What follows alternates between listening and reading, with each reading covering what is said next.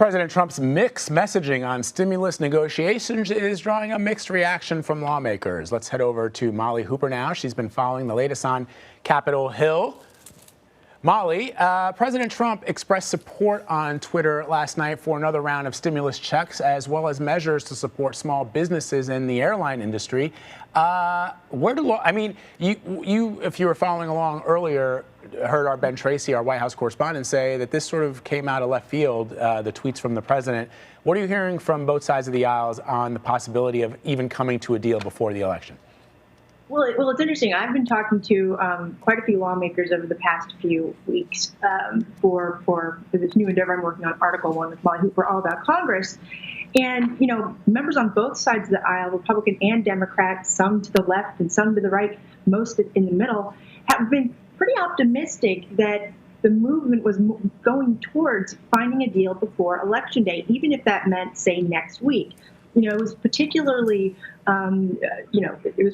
good news to especially those moderate Democrats like Abigail Spanberger in Central Virginia, that even though the House left for recess last week, Pelosi was still talking to Secretary Mnuchin, and there was some feeling, and there was a sense that the House would be called back to vote on a deal.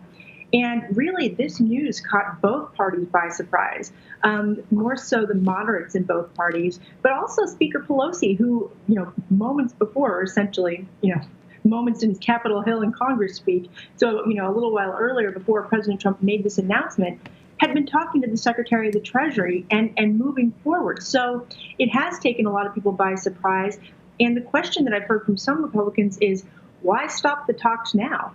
Because if the Republicans back off, if the White House backs off, then it sort of hands Speaker Pelosi, a victory.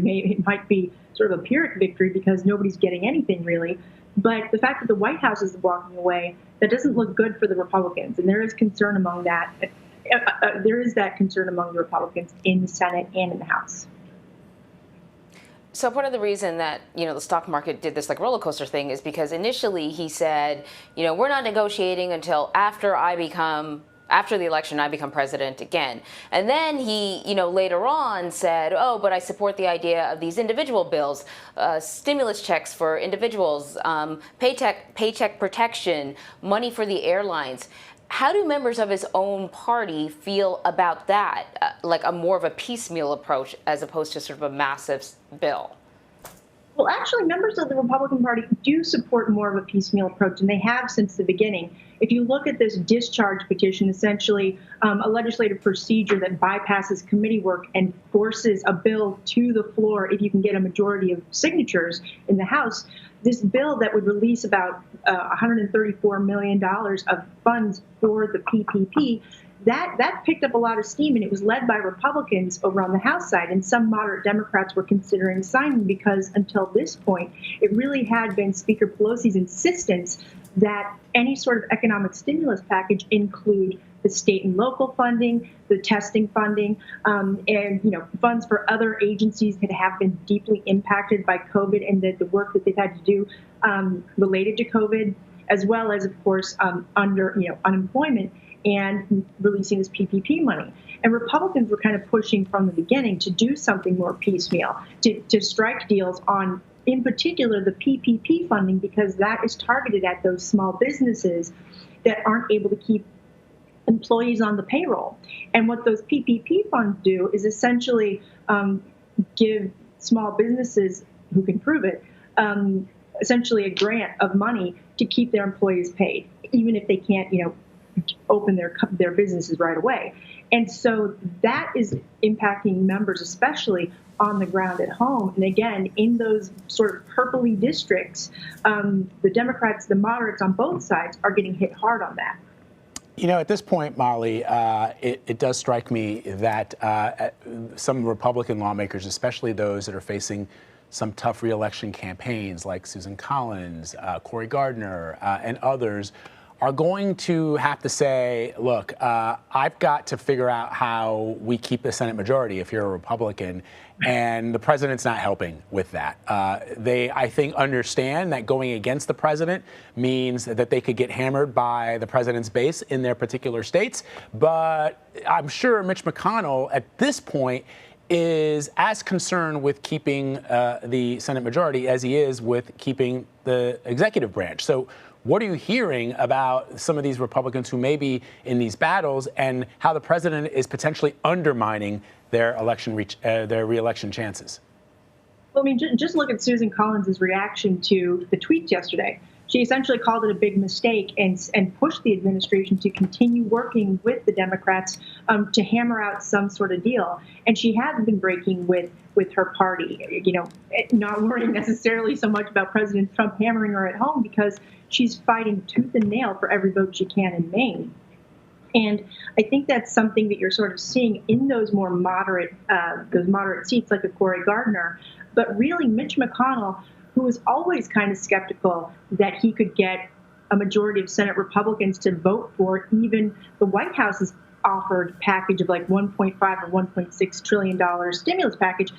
His main focus right now is getting Amy Coney Barrett confirmed, getting her through the confirmation process to be Associate Justice of the Supreme Court. That's coming up, and keeping his troops healthy, because as you know, he has his own issues in his caucus of various senators, a number of senators who have actually been infected with the COVID virus, and he needs to make sure his team's healthy and all ready to play next week when Lindsey Graham fires up the hearings.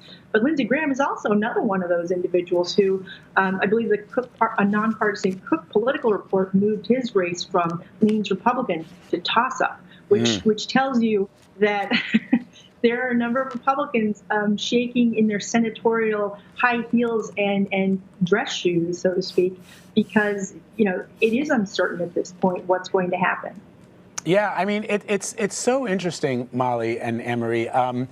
At this point, I'm, again, monitoring the president's Twitter feed, and he is really just like firing them off one after the other, and they are sort of all over the place. They range in tone from attacking former President Barack Obama to, retweeting his supporters who say, he's wonderful. And I got to believe that at some level, this is going to start to affect, as we said, some of those Republicans who are seeking to thread that needle. They don't want to seem as if they're not supportive of the president and his policies, but they also understand that it's sort of like what the president tweeted yesterday when he sort of called off those stimulus talks. He sort of disparaged blue states as if he's not the president of the entire United States, as if the blue states are somehow, because they are blue, because they don't see things the way that he sees them politically, that they're somehow not worthy of relief from this pandemic or worthy of relief from this horrible economy that is crushing jobs. And I think for those Republicans who are trying to thread that needle, that is problematic. I think to the individuals who represent districts and Senate seats in those blue states, yes, that is problematic. But really, when you talk to Republicans, they are so tuned in to what's going on the ground in their own respective districts and states. And those tweets may affect somebody like Cory Gardner in Colorado differently than they impact, say, a Steve Daines in Montana, a Republican running for re-election. But it's kind of interesting. I was talking to one of my sources on the Hill, who was on a conference call yesterday with Speaker Pelosi and the other Democratic leaders, and she was just, everybody on the Democratic side, they were just sort of taken aback by, wait a second, you were just talking to the Treasury Secretary. Leader Hoyer was talking about bringing us back next week to come and vote on a package, and these tweets come out, and Speaker Pelosi reportedly said something like, well, maybe it's those steroids the president's on. They can really mess with your head. Because the behavior was so erratic when it comes to the pragmatic business of getting an economic stimulus package to people who are so hard hit at home. And the fear is, what happens if President Trump does not win re-election and the Senate Republicans lose control of the Senate? What happens in that lame duck period, November and December and going into January? That's about 3 months where we don't know if there will be an economic stimulus package. People at home, small businesses, they need help on the ground. And would a lame duck President Trump feel inclined to support an economic recovery package? It's unclear at this point. Yeah. I mean, 3 days ago, the president tweeted in all caps that we need a stimulus bill. You've got Secretary Mnuchin and Speaker Pelosi, hammering out an agreement. The president pulls the rug yesterday. If you're Mnuchin, you're probably like, what's going on here? And then the president later on tweets about an individual package for, I can sense the frustration from your sources there, Molly. Right. But take that with a grain of salt, because when it comes to this, because every member of Congress is impacted by the coronavirus and the economic situation that it caused. And so even though the president has tweeted all these things in bold caps and retweeted something completely opposite the next day, there is still a need for economic stimulus. And talks, from what I understand, will sort of continue behind the scenes, but not necessarily in front of the cameras and for all these to see. But if there is a deal that could be reached, President Trump could find a way to finagle that a little bit in his Twitter handle, and maybe get some sort of relief for people. But that's I'm not saying that's going to happen, but I wouldn't be surprised if something like that did. All right, Molly, thank you so much. Great conversation. Thank you. Great conversation.